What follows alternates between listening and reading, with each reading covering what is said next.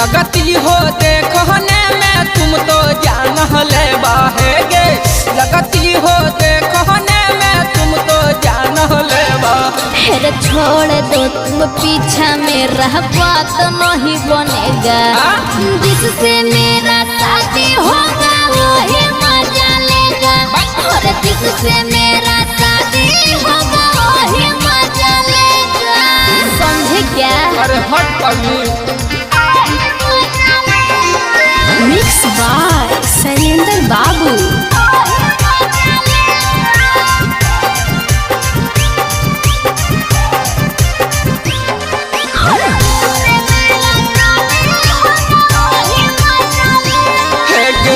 करती जो प्यार सीना से हटा के रखतींगे।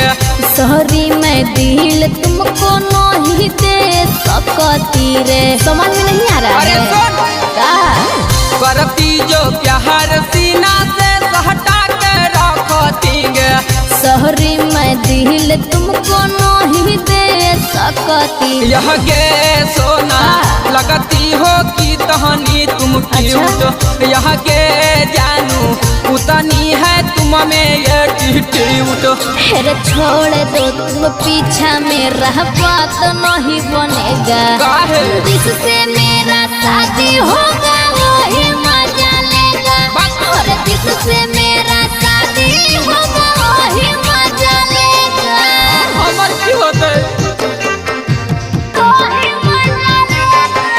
माँ प्रतिमा रिकॉर्डिंग स्टूडियो शेखपुरा।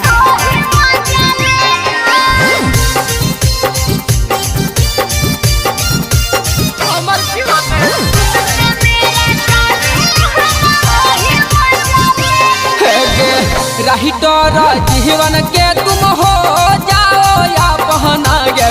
यह कबो पूरा नहीं होगा तेरा सपना रे। समझ के उलझ रहा अरे है? उलझेंगे।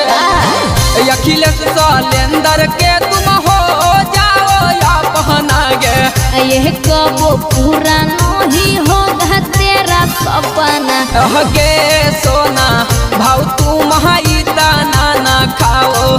यह गे जानू दिल तुम मुझा से लगाओ। फिर छोड़ दो तुम पीछा मेरा बात नहीं बनेगा।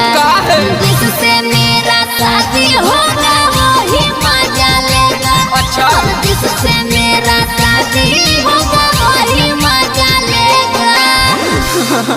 कहेंगे तो हमर की